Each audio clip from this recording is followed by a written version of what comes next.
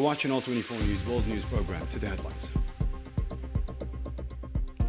Talks in Islamabad hit a snag. No deal. Iran calls U.S. demands unrealistic. Washington blames Tehran of sabotaging nuclear talks.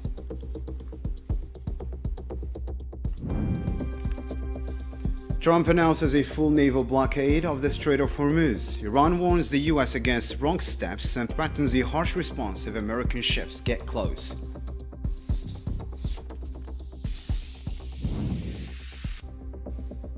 Algeria gets ready to welcome Pope Leo XIV. The Pope comes with a simple message: peace be upon you.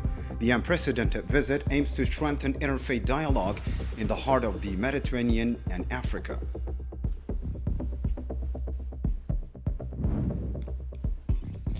And later on, Kiev and Moscow are blaming each other for breaking the Easter truce. The Kremlin says Zelensky must accept Russia's conditions to extend it, as Russia claims it's about to take full control of Donetsk region. Welcome back. More than 20 hours of talks between Iran and the United States, but with no breakthrough. Talks ended early Sunday in Islamabad. U.S. Vice President J.D. Vance says Iran rejected a key condition: no nuclear. He called it the best and final offer, but Iran's state broadcaster blames the U.S., says unreasonable demands kill the talks, despite Iran's numerous initiatives. And according to Axios, the sticking points were Iran's demand for full control of the Strait of Hormuz and its refusal to give up its enriched uranium stockpile. We have been at it now for 21 hours, and we've had a number of substantive discussions with the Iranians. That's the good news. The bad news is that we have not reached an agreement, and I think that's bad news for Iran much more than it's bad news for the United States of America. So we go back to the United States having not come to an agreement. We've made very clear what our red lines are, what things we're willing to accommodate them on, and what things we're not willing to accommodate them on. And we've made that as clear as we possibly could, and they have chosen not to accept our terms. Iranian Foreign Ministry spokesman Ismail Baghai says new issues are on the negotiating table, including the Strait of Hormuz and the Gulf region. He added that Iran would use all available tools to protect the security, rights, and interests of the Iranian people. Some new topics have been added to the agenda this time, including the Strait of Hormuz and the Persian Gulf region. While these issues each have their own unique circumstances, characteristics, and requirements, I believe that we as diplomats must continue to pursue our national interests. Under all conditions, we should make full use of the tools available to safeguard the security, rights, and interests of the Iranian people. Vice President J.D. Vance confirmed that the talks with Iran had failed, saying Washington had made every effort to secure an agreement. Speaking after negotiations wrapped on Sunday, he pointed to key sticking points, insisting Tehran had refused U.S. conditions, including abandoning any pursuit of nuclear weapons.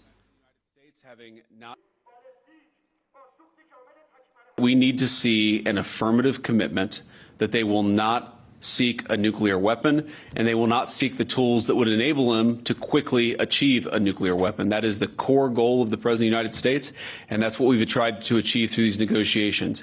Again, their nuclear program, such as it is, the enrichment facilities that they had before, they've been destroyed. We just could not get to a situation where the Iranians were willing to accept our terms. I think that we were quite flexible. We were quite accommodating. The president told us, you need to come here in good faith and make your best effort to get a deal.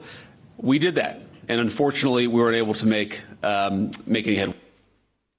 A diplomatic marathon in Islamabad ends with no deal and plenty of finger-pointing. Iranians are calling U.S. demands excessive, and now fears are growing that a fragile ceasefire could be the next casualty. Zarfajan reports now.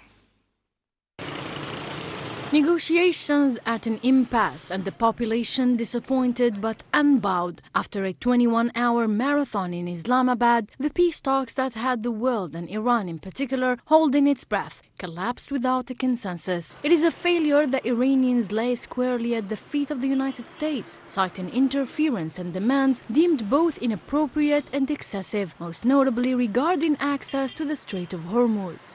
In the streets of the capital, the disillusionment is palpable, but so is the defiance. American meddling is the whole reason these talks fell apart. You want access to the Strait of Hormuz. You want to control the traffic. Look, we can handle our own backyard just fine. Thank you very much. The demands coming from the US are just way out of line, completely inappropriate. At the end of the day, we should absolutely be able to stand up for our own rights. Despite this immense disillusionment and the creeping fear of a return to square one, meaning the resumption of airstrikes, Iranians here say they still prefer the diplomatic path and dialogue, but they remain ready to enforce and defend their interests should that path crumble. We can never let our guard down when it comes to a possible attack. We have to stay on our toes. But look, if the enemy tries another attack, they'll just get beaten back again. Simple as that. We're a nation of dialogue, of negotiation. That's who we are. But only as long as our interests are respected. That's the line in the sand. As the Iranian public worries that this diplomatic flop could unravel a fragile, hard-won ceasefire, both sides continue pointing fingers over who bears responsibility. In the meantime, Iranians are left hoping for a lasting agreement and a definitive end to the hostilities that in just 40 days have claimed thousands of lives and sent global oil prices skyrocketing. US President Donald Trump announced a full naval blockade of the Strait of Hormuz. In a post on Truth Social, he said the US Navy will immediately stop all vessels from entering or leaving the waterway. Trump called on Iran to reopen the strait swiftly and warned that any ship obstructing the mining operations will be destroyed.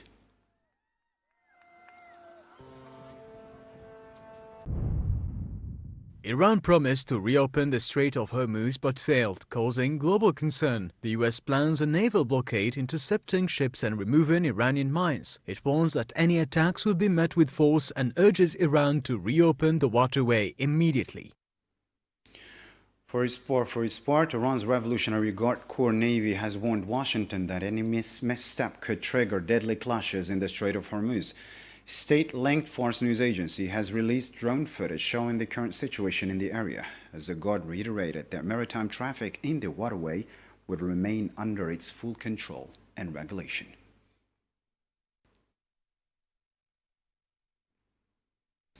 Meanwhile, Iran's Revolutionary Guard Corps Navy has said it retains full oversight of the Strait of Hormuz, stating that any maritime traffic remains under its control and regulation. In a statement, it added that some non-military vessels are permitted to pass, but only after coordinating in advance with Iranian authorities and complying with established procedures and designated routes.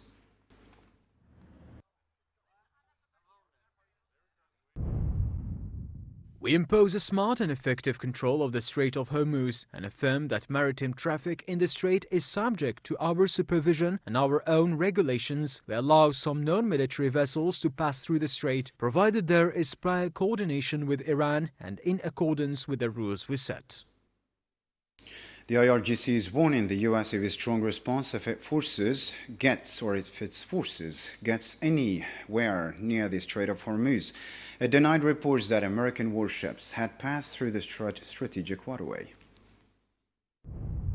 We're exercising smart and effective control over the Strait of Hormuz, and we affirm that navigation through this strait is subject to our monetary and specific regulations. We allow certain non-military vessels to pass through the strait, provided there is a prior coordination with Iran and in accordance with the rules we have established.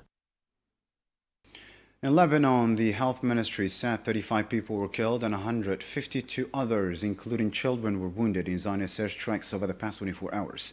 In a Sunday statement, it added that the death toll since the start of the Zionist aggression on March 2nd has risen to 2,055, with 6,588 injured.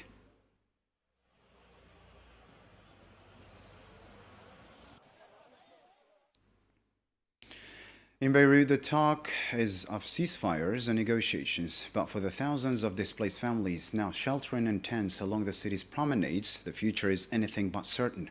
As diplomatic whispers grow louder, the sentiment on the ground remains one of deep skepticism and survival. Salman has more.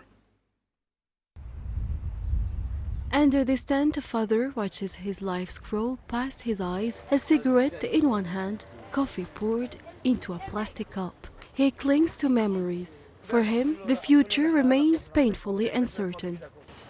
Even as whispers of an emerging ceasefire grow louder in the halls of diplomacy, here on the streets of Beirut, skepticism is the reigning sentiment.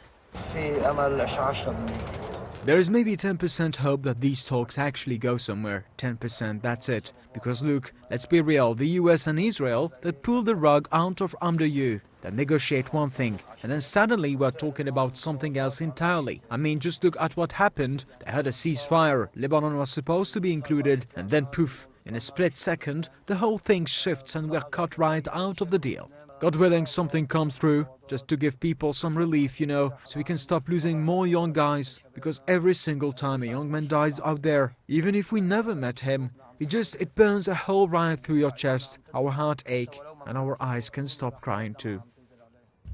These spaces, once reserved for pedestrians and evening strolls, have been overtaken by the tents of displaced families from the south. This city has transformed into an improvised sanctuary, a sprawling open-air waiting room. Across the street, a father on his motorbike clutches his two daughters close. They roll past what was once their home. Today, nothing remains but rubble and the ghost of a doorway. Amidst the debris, the fear of further human loss haunts every Lebanese family. Your enemy isn't exactly the guy you go to looking for a safety guarantee. You know what I mean. He is not gonna give it to you. I mean, just open your eyes and look around at this destruction. All of this came down with zero warning. Kids got hit. Women got hit. What else is there to even say? It's just wrong. Deeply wrong. Lebanon doesn't deserve this. In the capital, already scarred by compounded crisis, a return to normal feels painfully out of reach. Despite the headlines announcing a truce, for so many here, peace remains a prospect well beyond the horizon. A Palestinian was killed by occupation forces near Salah ad-Din Street in Khan Yunis in southern Gaza Strip. The Palestinian Health Ministry said hospitals received one body and one previously deceased victim over the past 24 hours, along with 8 others wounded. It added that the death toll since the start of the Zionist attacks rose to 72,329 martyrs, with 172,192 injured.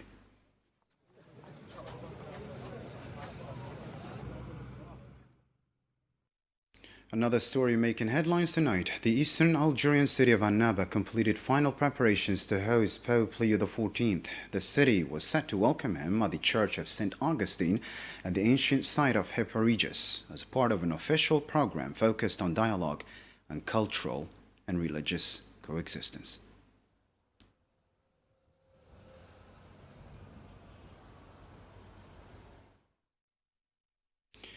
Peace be upon you. That's the message of Pope Leo XIV brings to Algeria in an unprecedented visit aimed at cementing interfaith dialogue in the heart of the Mediterranean and Africa.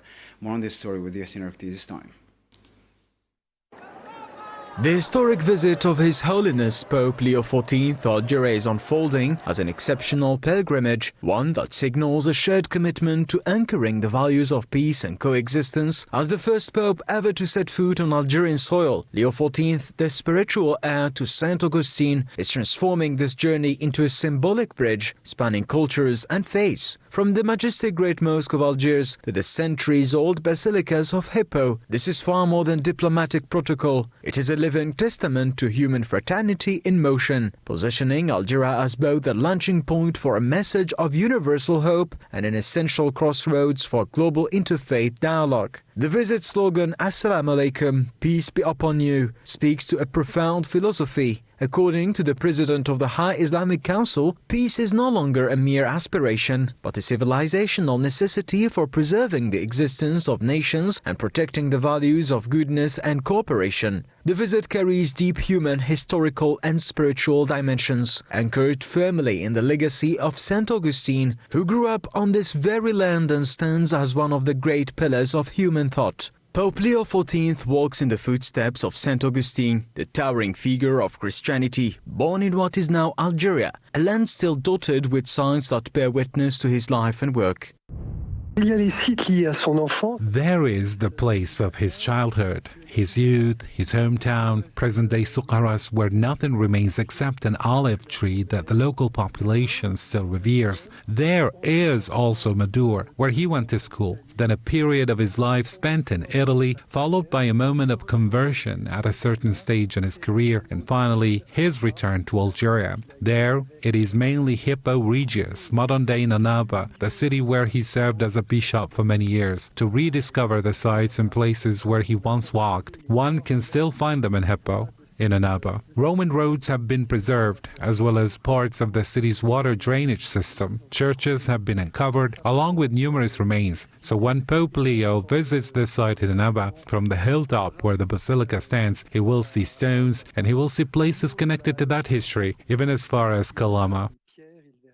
This is a gesture of immense symbolic weight in a country where Islam is the state religion. The visit underscores the very essence of living together, openness and dialogue. It is a moment to restore depth to our shared history, to build bridges between religions, and to sow peace across this land.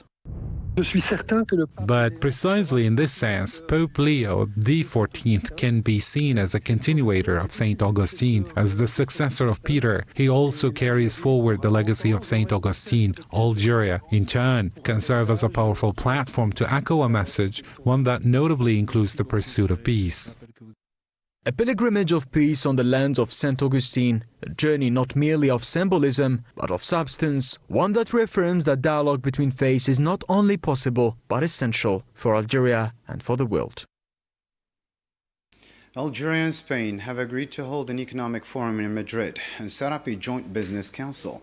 The deal was reached between Algeria's Council for Economic Renewal and Spain's Confederation of Business Organizations in the presence of Spanish Secretary of State for Trade, Amparo Lopez. Both sides say the initiatives aim to strengthen trade ties and expand partnerships across key sectors while highlighting Algeria's role as a strategic gateway to regional markets.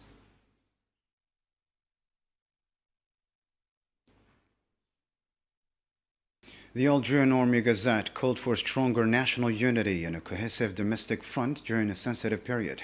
In its April editorial, it urged all national forces to rally around the country's supreme interests. It also stressed the Army's continued commitment to its duties, saying it would work to reinforce security and stability while safeguarding Algeria's sovereignty, territorial integrity, and national unity under all circumstances.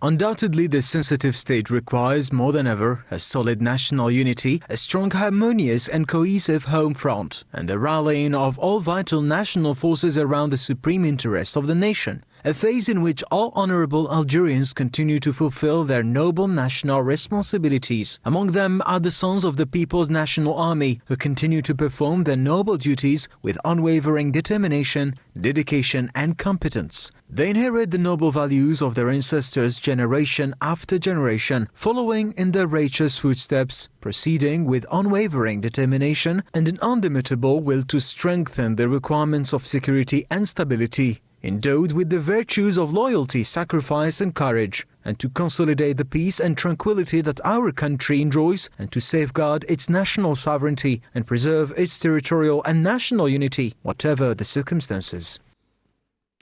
The Army Gazette called Algeria a model worth following, united, cohesive, and steadily forging a path toward a new, victorious Algeria, confident in its present and optimistic about its future. Algeria will always remain a land that gives rise to loyal men of high aspirations and steadfast determination, thanks to the awareness of its people. It will endure strong and proud, as it has throughout the depths of history, offering a refined model of unity and cohesion to be emulated. Algeria continues to build its edifice, looking forward with resolve and effort to greater development and progress, steadily advancing on its victorious national journey towards a new and triumphant Algeria, confident in its present and optimistic about its future, mobilizing all its capabilities to enhance its position among nations as befits its rich historical legacy, its eternal glory and its proud people. Following the passing of former president and freedom fighter Lamine Zerwal, the Algerian Army Gazette paid tribute to his long public service, describing him as sincere, humble, and both firm and patient. In its April editorial, it highlighted his legacy as a model for national values, calling on Algerians to draw inspiration from his life to help safeguard security and stability amid a turbulent regional and international context. The esteemed legacy and illustrious career of the late Lamine Zerwal remain a guiding light, a beacon to be followed in honor of Algeria's faithful sons who served the homeland with integrity, devotion and courage. These men never faltered when the country called, offering the greatest of sacrifices and placing Algeria's interests above all else, firmly convinced of the weight and sanctity of the trust placed upon them. 50 years of the Sahrawi Arab Democratic Republic, and for the first time a Balkan media delegation has visited the refugee camps deep in Asrud. Amid the festivities, the delegates reaffirmed their steadfast support for the Sahrawi cause and the resilience of its people. More details with Sufyan Kantari. From the southernmost tip of the Balkan Sea to the Sahrawi refugee camps of Osir, Andrius Machauskas crosses thousands of kilometers on a journey defined by one word: resilience. We were just on the way here, we were talking with my colleague that the only thing that Sahrawis had back in 1973 even was a dream. And a dream that looked like completely utopia. It doesn't seem possible when you're when you're facing such a big force, with such strong international actors behind you, such as France or the US or Israel. It seems completely impossible. Yet, 50 years later, we're here. The community is vibrant. The spirit of resistance is not strong, not weaker in any way. Machauskas first encountered the Western Sahara cause, a narrative largely absent from the media in his native Lithuania while visiting Morocco itself. It is irony that dismantles the decades-long narrative of the occupying power, futile attempt to obscure the truth behind a wall of alleged sovereignty over a territory bound to it by noting more than geography. I've been to Morocco a few times before, way before I learned about the Sahrawi cause, or way before I knew what Western Sahara is and that it actually exists. And I see a very big difference, because what I see in Sahrawi society is, one, it's very horizontal. There are not so many differences in wealth, status, and there is no corruption in a wide sense of the word. With each passing day, the Sahrawi cause gains traction across the globe, where the free people gather who believe that freedom is inevitable and that occupation, no matter how long it endures, carries within it the seeds of its own demise. Reflecting on the journey, Machauskas spoke of the improbable dream that has fueled 5 decades of resistance against a military power backed by France, the United States, and the Zionist entity, a testament, he says, that the human spirit cannot be conquered. To another global news story, Ukraine and Russia have traded accusations over widespread ceasefire violations during an Easter truce period as the war enters its 5th year. Ukraine's general staff claimed Russia breached the ceasefire more than 2,299 times. In response, Russia's defense ministry accused Ukrainian forces of over 1,970 violations, escalating mutual blame despite the temporary truce.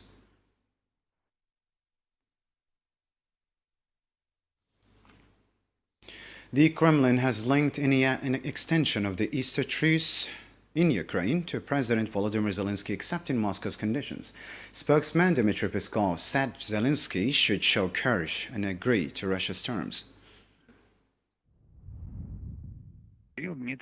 Moscow needs sustainable peace. However, it can only be achieved if we secure our interests and fulfill the goals set from the very beginning. Until Zelensky has the courage to assume this responsibility, the special military operation will continue after the ceasefire expires.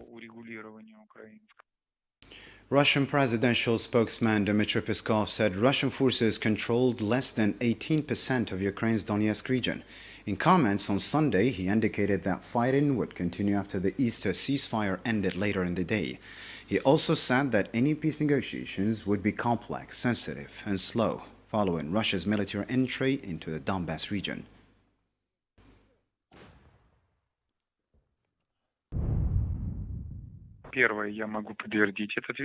No, these are indeed mere kilometers. Roughly speaking, these are 18-17% of the Donetsk People's Republic left for us to liberate, and this will mean reaching administrative borders. And now the news in brief with Karim Mustafa.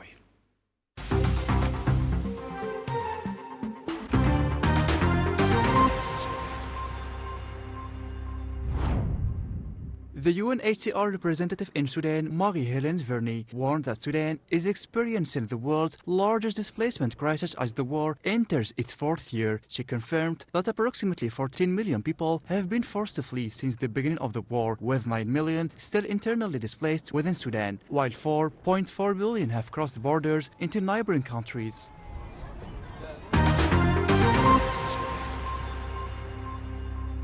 In Europe, new Eurostat studies revealed that many EU countries are not complying with fiscal discipline rules, and their budget deficit exceed the 3% of GDP limit set for the end of 2025. France tops the list of major economies most severely violating European rules, with a budget deficit of 5.4% of GDP.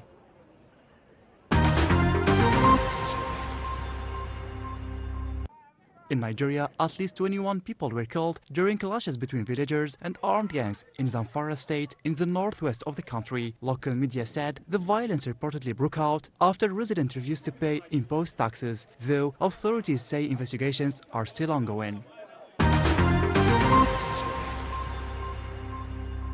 Algerian champion Syria Weekend won the silver medal in the Karate World League competition in Lisan, China. In the women's under 50 kilograms category, Syria made it to the final after losing to Warkhalis Thalathar in a dramatic match that ended 6-6.